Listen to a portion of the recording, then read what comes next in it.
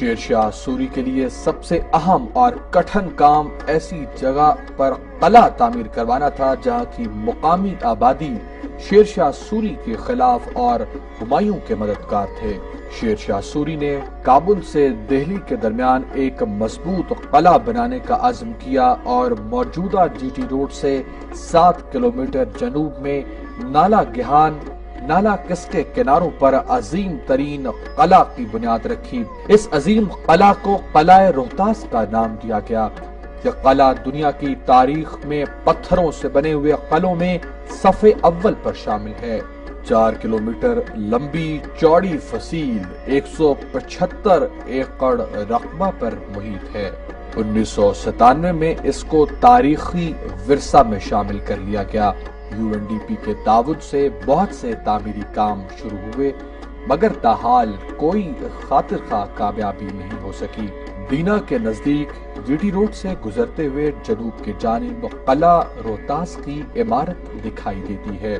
نالا گہان پر پل کی تعمیر سے آمد و رفت تو بہت آسان ہو گئی جو روہتاس کے رہائشیوں کے لیے ایک نعمت کے ساتھ ساتھ ایک زحمت بھی بن گئی ہے۔ قلعہ میں 12 دیو ہیکل دروازے، 3 بڑی باولیاں، مندر، چوہا گرو نانک، رانی محل، مان سنگھ حویلی، بادشاہی مسجد وغیرہ شامل ہیں۔ قلعہ کی بیرونی دیواروں کی اونچائی 10 سے 18 میٹر کے درمیان ہے، چوڑائی بھی 10 سے 13 میٹر ہے۔ دشمن پر لڑائی کے دوران گرم تیل اور پانی پھینکنے کے لیے تیر اندازوں کے لیے دیواروں میں مورچے بھی بنائے گئے ہیں۔ سہل دروازہ، یہ دروازہ شیر شاہ سوری کے دور کی یاد تازہ کر دیتا ہے۔ یہ دروازہ صوفی سہل کے نام سے منسوب ہے۔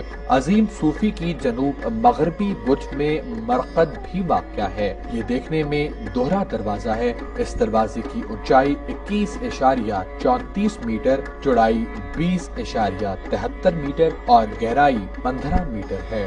دروازے میں گزرنے کا راستہ 4.72 میٹر ہے۔ دروازے کا اندرونی اور بیرونی حصہ خوبصورت کشیدہ کاری والے پتھروں سے نمایاں ہے۔ یہ خوبصورت پتھر سورج مکھی طرز کے بنے ہوئے ہیں۔ قلعہ کی بیشتر دیواروں میں ایسے پتھر نصب ہیں۔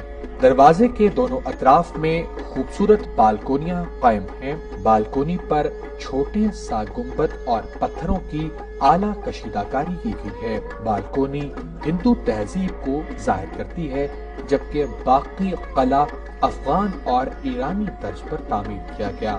دروازے پر 7 کنگرے بنے ہوئے ہیں جن پر اعلیٰ حفاظتی اقدامات کے لیے دفاعی طرز کا خصوصی خیال رکھا گیا۔ دروازے کے برج 3 مختلف طرز کے حامل ہیں۔ دروازے کا اندرونی حصہ بیرونی حصہ کے نسبت کم سجا ہوا ہے۔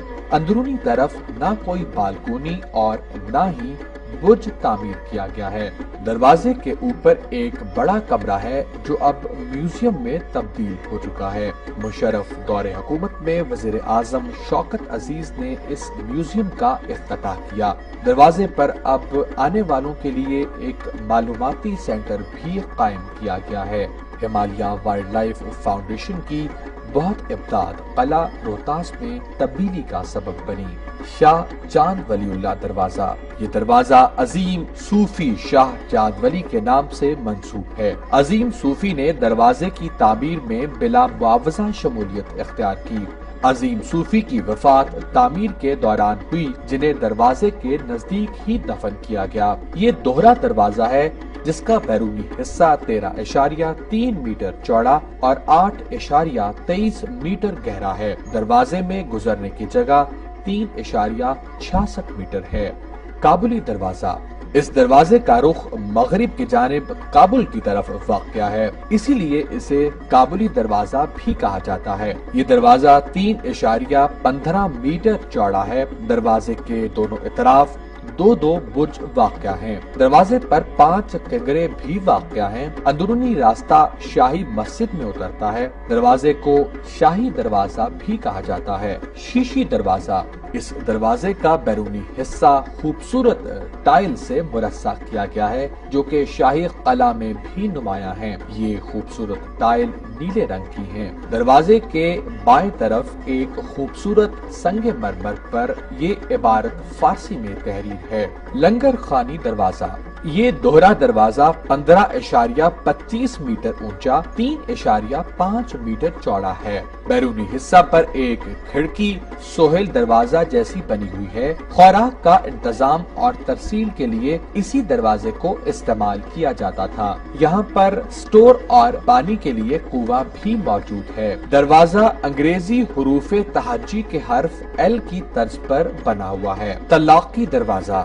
یہ دروازہ 15.25 میٹر اونچا اور 13.8 میٹر چوڑا ہے۔ دروازے کے دونوں اطراف 2 برج واقع ہیں۔ طلاقی لفظ طلاق سے نکلا ہے۔ شہزادہ صابر سوری دروازے میں داخل ہوا جس پر بخار کا جان لیوا حملہ ہو گیا تھا، لہٰذا اس دروازے کو برا سمجھا گیا اور طلاقی کا نام دیا گیا۔ موری یا کشمیری دروازہ۔ یہ دروازہ شمال کی طرف کشمیر کی جانب واقع ہے۔ یہ دروازہ ایک چیمبر نما طرز پر تعمیر ہوا ہے۔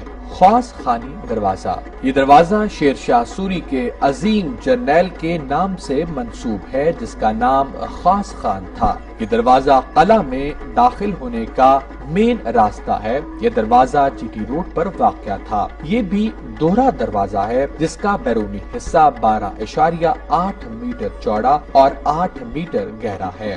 دروازے پر برج کے ساتھ ساتھ حفاظتی دیواریں بھی تعمیر کی گئی۔ ایک برج پر توپ بھی استعمال کی جا سکتی تھی۔ اندرونی اور بیرونی گیٹ ایک دوسرے کے ہم شکل ہیں۔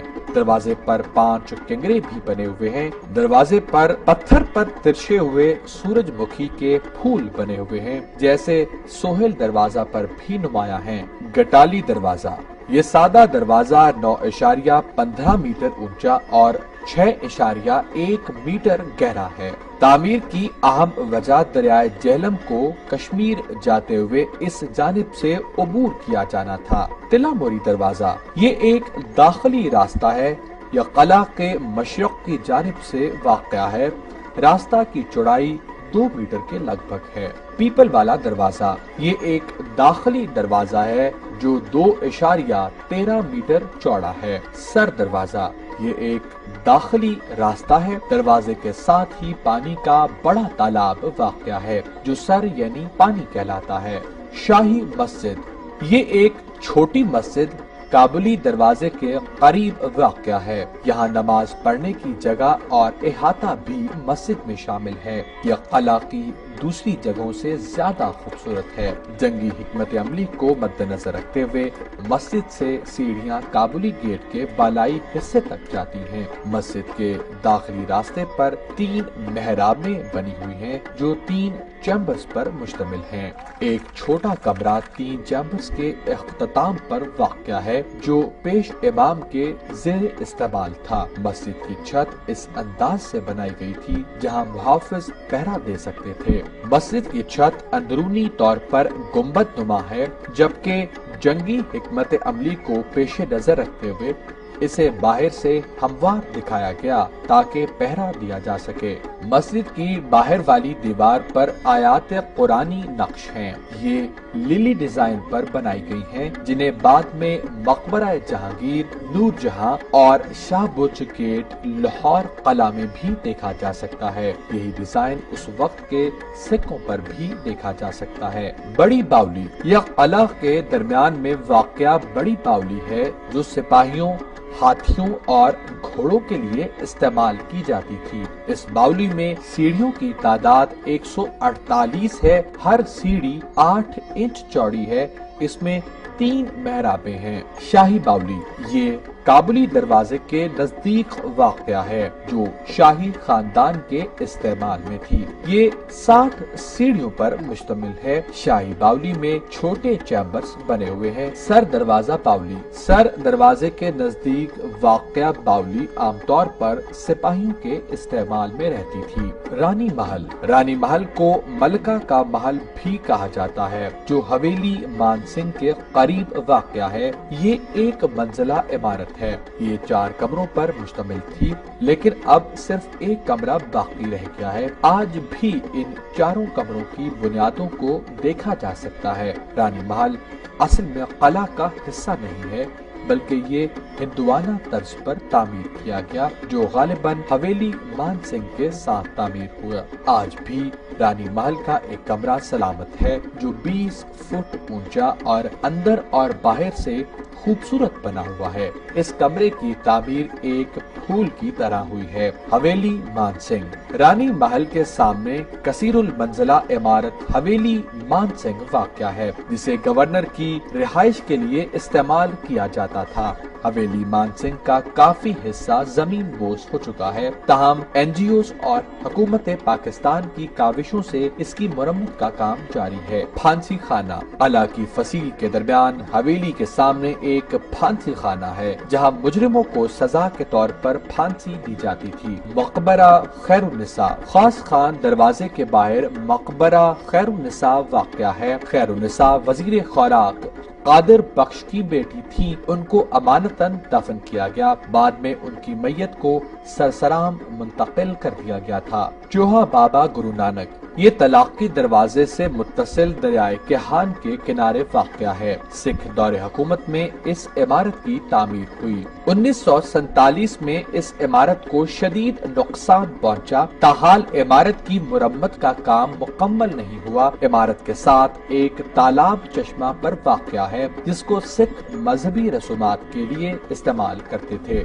مندر بڑی باولی کے ساتھ 2 مندر تاحال موجود ہیں۔ ان مندروں کی صحیح طرح حفاظت نہیں کی گئی، تاہم اب بھی مندروں کے اندر پتھروں کے اوپر کی گئی کشیدہ کاری دیکھی جا سکتی ہے۔ قلعہ کی عمارت پر زیادہ تر پتھر پر تراشے ہوئے سورج مکھی کے پھول اور عربی عبارتیں شامل ہیں، حتیٰ کہ محافظ چوکی جو دروازوں میں واقع ہے، ان پر بھی جا بجا نقش موجود ہیں۔ شاہی مسجد میں خوبصورتی کی ایک اور بات پتھر پر تحریر ہوا کلمہ طیبہ ہے۔ یہ کلمہ طیبہ کیلی گرافی کی بہترین مثال ہے۔ اس کے علاوہ بھی آیات قرآنی پتھر پر نقش کی گئی ہیں۔